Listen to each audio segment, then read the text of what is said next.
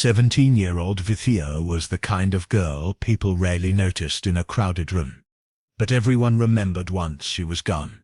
She lived in a small town where the streets emptied by dusk, where families kept their doors locked, and where gossip spread faster than fire. On the afternoon of her disappearance, the sun was bright, and school had just let out for the weekend. Friends recalled seeing her walk alone, her backpack hanging loosely, her face hidden beneath her long hair. There was nothing unusual about that moment, no sign that the routine walk home would be her last. Her parents first believed she was at a friend's house. It wasn't uncommon for teenagers to slip away for a few hours without notice. But as the evening stretched on and the calls to her phone went unanswered, concern began to grow into panic. Her mother's voice trembled as she rang relatives, neighbors, anyone who might have seen her. No one had. By nightfall, the quiet street outside their home was filled with neighbors holding flashlights, calling her name into the darkness. The air was thick with the uneasy silence of a town that knew something was terribly wrong. When the family reported her missing, the reaction they received was chilling in its indifference. The officers at the desk listened with a kind of detachment that suggested this was routine.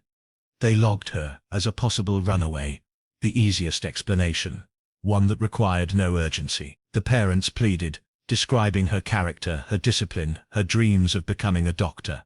This was not a girl who would simply vanish by choice, but the police had heard it all before, or so they claimed, and no special search was launched. Her disappearance was treated as nothing more than another restless teenager testing her freedom.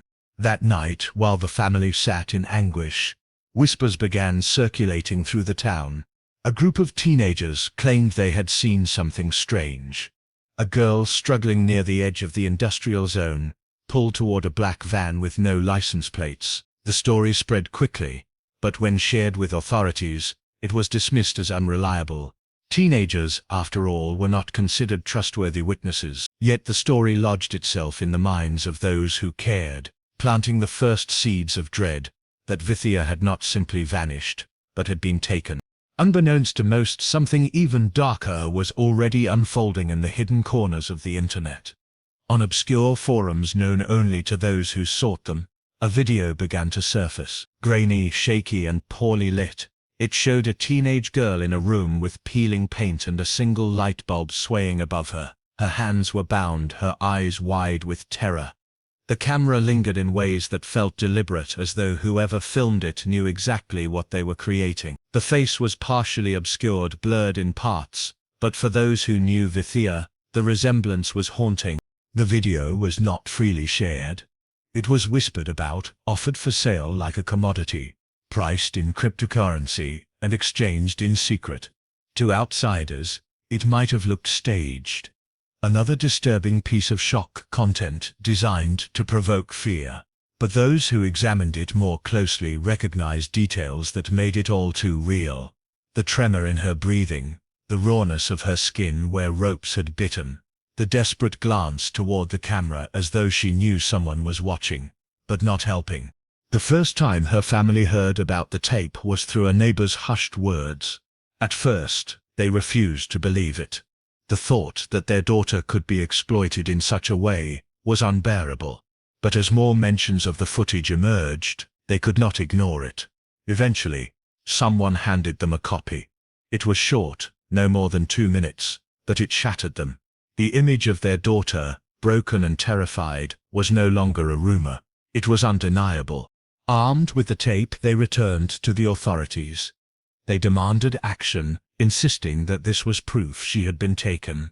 But again, they met resistance. Officers claimed it might be fabricated, pointing out the poor quality of the footage, the blurring, the ease with which faces could be altered. Some suggested it was simply too early to conclude anything. Others implied that by watching the tape at all, the family had compromised evidence. The subtle message was clear: they were being discouraged from pushing too hard. The community, however, felt the weight of something sinister. Parents began holding their children closer, walking them to and from school, locking doors even in broad daylight. The story of Vithiya spread beyond her town, whispered among online groups that tracked missing persons. And as the nights grew longer and colder, one question hung in the air, unspoken yet impossible to escape. If the video was real, what else had been filmed, and how far would the silence those in power go? The disappearance of a quiet teenage girl was no longer just a family tragedy. It had become the opening chapter of something larger, darker, and far more disturbing than anyone could have imagined. The tape that surfaced was unlike anything most people had ever seen, and yet, to those who had wandered too far into the shadows of the internet, it was familiar. It spread slowly, whispered about on anonymous forums, where users hid behind aliases, and where curiosity mixed with depravity. For some, it was just another piece of content to be consumed and discarded. For others, it was evidence of something much darker, an industry that thrived on secrecy, money, and the suffering of others. In the days after the video appeared, its existence became impossible to ignore. The short, grainy clip was passed from one hidden account to another, always with the same message attached.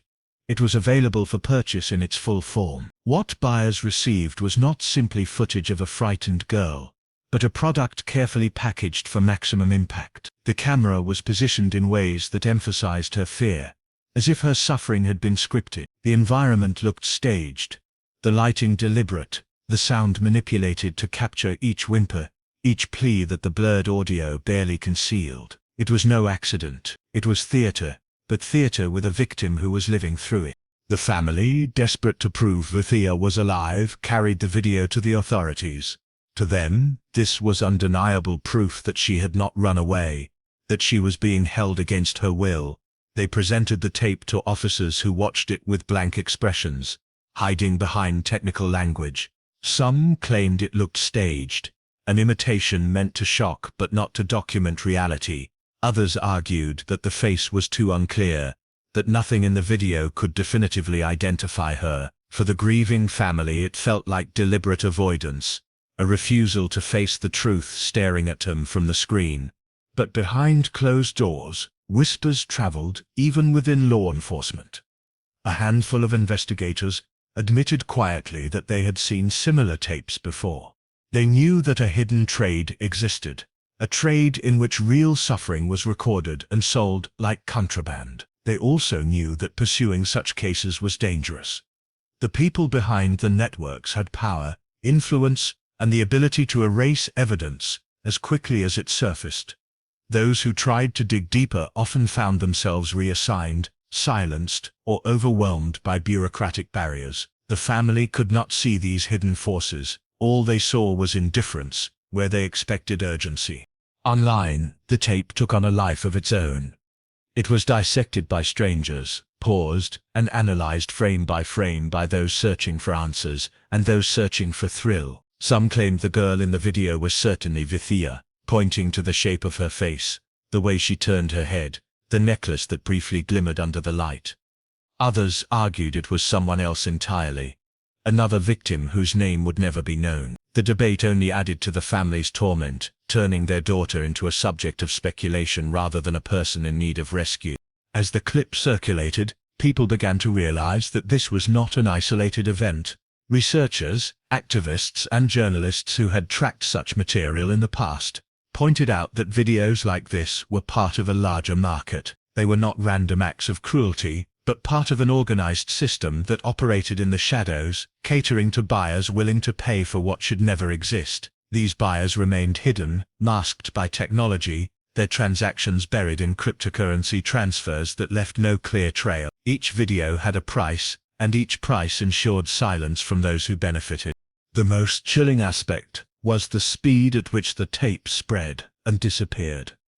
Links appeared on forums, then vanished within hours. Servers hosting the content went offline, only to reappear under new names. Every trace was fleeting, designed to keep investigators from finding anything solid. Those who tried to save copies risked more than they realized, as malware embedded in the files threatened to destroy devices or expose identities. The system was designed to protect itself while exploiting those trapped within it. For the town where Vithiya lived, the video became a ghostly presence, a secret spoken about in whispers, but rarely confronted openly. Some feared acknowledging it would only make it more real. Others simply couldn't comprehend how something like this could exist without being stopped. The family, however, lived with no such luxury. For them, every passing day was another day their daughter was lost to a faceless network, her pain reduced to a commodity traded among strangers. The tape was more than just evidence of a crime. It was a window into a world most people never dared to look at. A world where human suffering was recorded, sold, and consumed, while the institutions meant to prevent such horrors looked away. To watch it was to see not only a victim but also the cracks in a system that refused to act. The silence of the authorities was louder than the cries on the tape, and for those who believed it was real, that silence was as damning as the crime itself. The video's existence had transformed Vithiya's disappearance into something far more sinister. She was no longer just a missing girl. She had become a symbol of how quickly innocence could be turned into profit, how easily horror could be ignored when it was inconvenient to acknowledge. And as the days stretched into weeks, one question remained heavier than all others. If the tape was being sold, how many others had been filmed before her, and how many would follow after? The deeper people looked into the tape, the more they realized it was only a fragment of something vast and carefully hidden. What began as a single clip pointing to the suffering of a teenage girl soon unraveled into evidence of an entire marketplace where violence was turned into business. Researchers and independent investigators who had tracked online exploitation for years began noticing patterns. The way the camera was positioned, the deliberate pacing of the video, even the editing. It resembled material that had appeared before in obscure corners of the internet. Vithiya's video was not an accident, nor was it a one-time event. It was a product, crafted for consumption by those willing to pay. This underground world operated on layers of secrecy. Public forums were only entry points. Behind them were locked servers and hidden channels, accessible only through codes or referrals. Once inside, buyers could find menus as if browsing a store. Each clip came with a description, a price, and in some cases requests could even be placed for specific scenarios. Payments flowed through cryptocurrency wallets, disguised as routine transfers, often routed through countries where regulations were weak. Each transaction left almost no trail, and every buyer remained a shadow. The most disturbing part wasn't just the anonymity, it was the organization.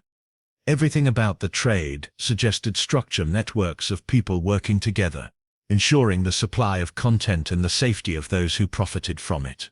It wasn't random criminals acting alone. It was an industry, quiet but efficient, feeding off those who could not defend themselves. Victims were often young, often vulnerable, and once they were filmed, their images were recycled endlessly, sold again and again long after their lives were destroyed. As investigators outside the official system pieced things together, they found signs that this hidden industry had been known about for years.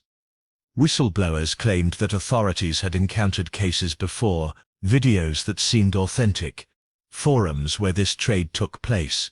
But every time progress was made, cases stalled, evidence went missing, leads disappeared. Some argued it was incompetence, others suspected something far worse, that individuals within the system had reasons to stay quiet, whether out of fear, corruption, or complicity. For Vithiya's family, these revelations were unbearable. They had thought their daughter's case was unique, that the video of her was a one-off atrocity. Now they had to face the possibility that she was one of many, her suffering just another item on a list of products. They wanted answers, but the more they asked, the fewer they received. Officials deflected their questions, repeating phrases about ongoing investigations. Each day without progress felt like proof that those responsible were untouchable.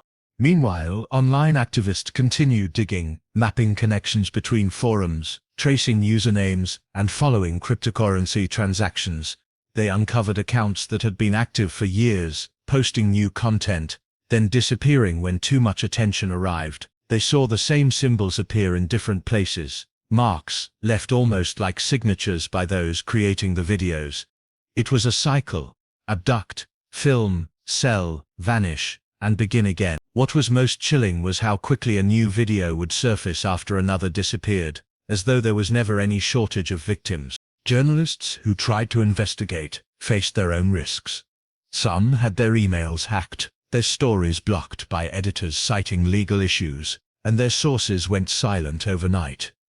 The threat wasn't only online. It extended into the real world. Those who pushed too hard often found themselves intimidated, warned to stop.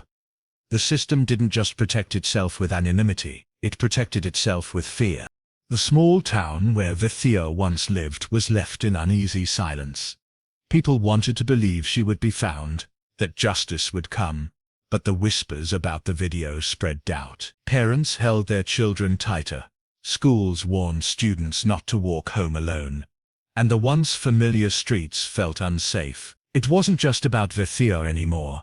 Her disappearance had opened a door to a nightmare no one could close again.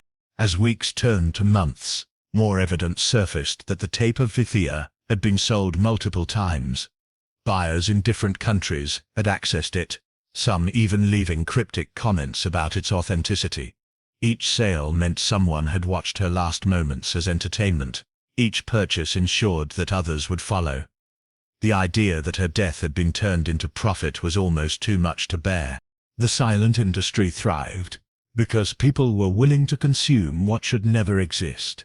It thrived because money flowed freely in exchange for suffering. And most painfully of all, it thrived because the very institutions meant to stop it remained still. Vithiya's case wasn't just a tragedy. It was a revelation of how far darkness could spread when hidden behind technology, wealth, and silence. And though her name was whispered across her town and beyond, for those who controlled the system, she was nothing more than another file on a server, another sale in a market that had no end. The search for Vithiya had stretched into weeks, each passing day deepening the family's despair. Official searches had slowed almost to nothing, reduced to a few half-hearted patrols and vague statements about monitoring leads. The community, however, refused to give up. Groups of volunteers organized their own efforts, scouring abandoned buildings, riverbanks, and wooded areas in the hopes of finding even the smallest clue. It was one of these groups, ordinary citizens armed only with flashlights and determination, who stumbled upon what the authorities had missed or perhaps had chosen not to find. The riverbank near the industrial area had long been ignored, a place littered with broken bottles, rusted metal, and the remnants of a once busy shipping yard. The air smelled of stagnant water and decay. It was here, beneath a patch of disturbed earth, half hidden by weeds, that volunteers noticed something unnatural. The ground was uneven, and the soil had been freshly turned in a way that didn't match the rest of the land. They began to dig, and within minutes the horror revealed itself. Wrapped in torn fabric and covered in shallow dirt was the body of a young girl. The discovery spread quickly, and within hours the site was cordoned off. Officials arrived, their faces stern but unreadable, as if they had prepared for this moment. The family was called to the scene, though they were not allowed near the body. Identification would take time, they were told, but deep down, everyone already knew. The necklace around the girl's neck, the remnants of her school uniform, the hair, everything pointed to Vithiya. For the family, hope collapsed in an instant, replaced by the devastating certainty they had feared since the night she vanished. The autopsy revealed details even more haunting than the video. Vithiya had been dead for nearly 3 weeks, a time frame that matched the release of the footage online. She had not survived long after her suffering was recorded. Her wrists bore deep marks from restraints, her body showed clear signs of mistreatment, and the condition of her clothing suggested she had been redressed after death. These details painted a chilling picture. The video was not only authentic, but it had been carefully constructed, staged with precision, and followed by a deliberate attempt to erase her existence. What should have been the turning point in the case, the undeniable evidence of murder, was met with silence. Authorities acknowledged her death, but offered little explanation. They spoke vaguely about continuing investigations, about working to identify suspects, yet no arrests were made. The body was buried quickly, and the case files were sealed under the claim of sensitivity. To the public, it appeared as though the matter had reached its grim conclusion. But for those closest to her, the unanswered questions only grew louder. Why had the police not acted when the tape first surfaced? Why had weeks been wasted questioning its authenticity instead of searching for the girl who could have been saved? Most disturbingly, how could such a video circulate openly online while officials insisted there was no proof? These questions echoed not only in the family's home, but across the community, where suspicion of corruption began to spread. The silence from those in power did not feel like caution. It felt like protection. Protection for someone other than Vithiya. For the volunteers who had found her body, the discovery haunted them. They knew that if ordinary people had not gone searching, her remains might never have been uncovered. The shallow grave suggested haste, as if her killers assumed no one would bother to look. That assumption had almost been correct. The fact that they had been wrong only added weight to the belief that the authorities had deliberately avoided the area.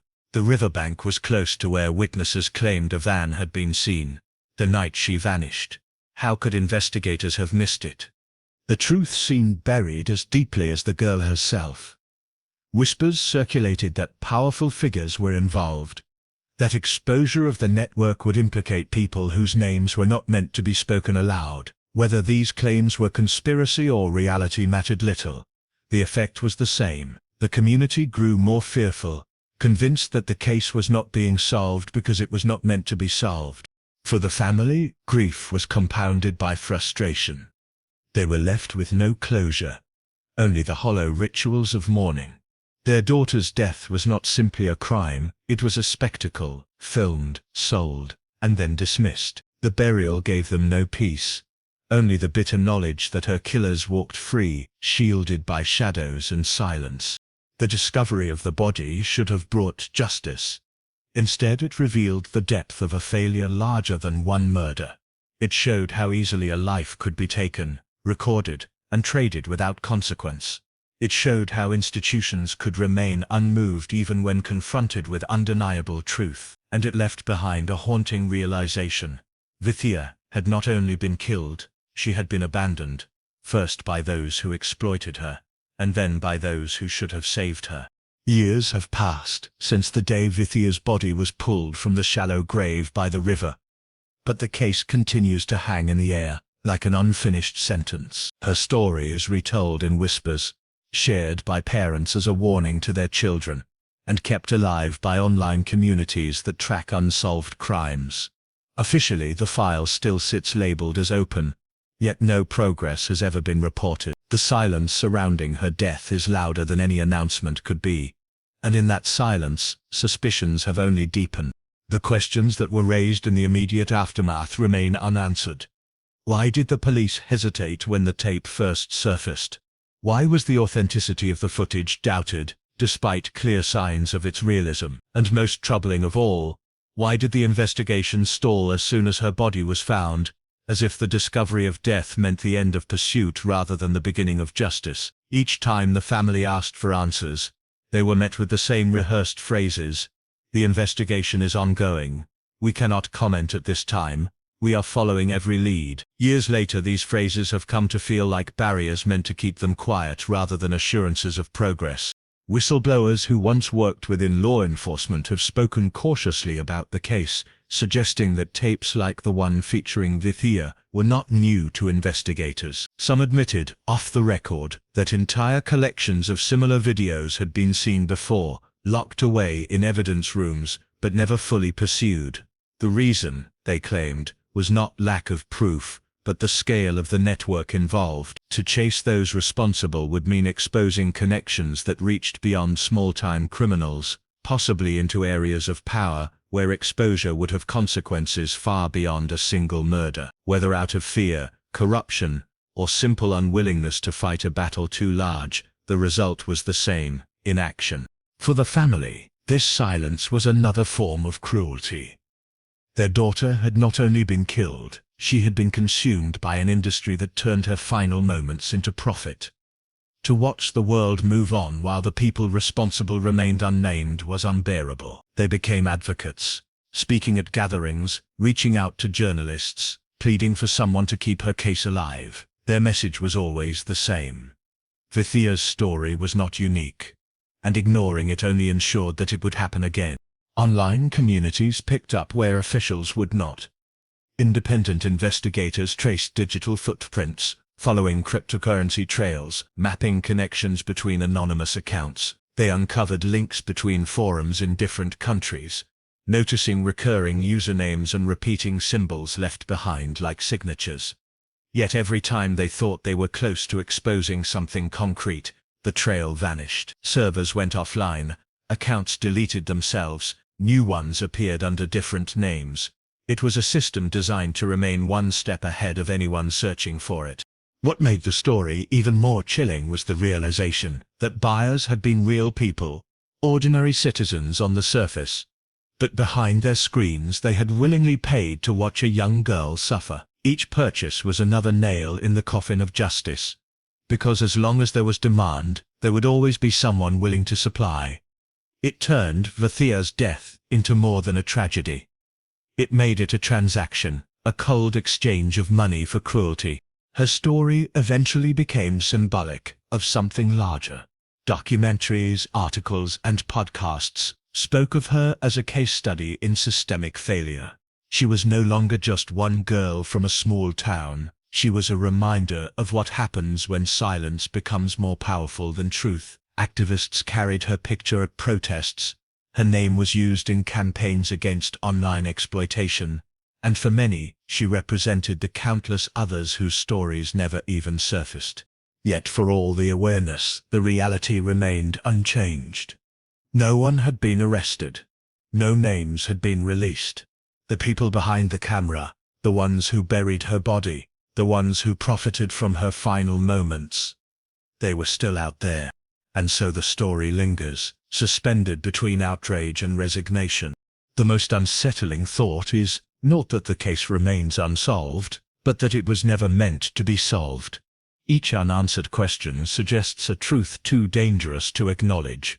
Each delay, each dismissal, each sealed file points to a system that chose silence over justice. For her family, this silence is a second form of death, a slow erasure of her existence, reducing her to a cautionary tale instead of a girl who once dreamed of becoming a doctor. Vithiya's story is both personal and universal. It is the story of a young life stolen, of pain recorded and sold, of a family betrayed by the very institutions meant to protect them. But it is also the story of how darkness thrives when no one dares to confront it. In the end, her murder is not only the crime of those who abducted and killed her, it is the crime of those who watched and did nothing. The crime of those who knew and stayed silent, the crime of a system that valued convenience over truth. Her grave by the river has become a quiet place of remembrance.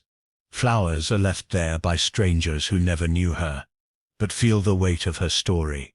Each petal laid down is a protest against the silence, a small act of defiance in the face of injustice. And as long as her name is spoken, as long as her story is remembered, there remains a faint hope that the silence surrounding her death will one day be broken.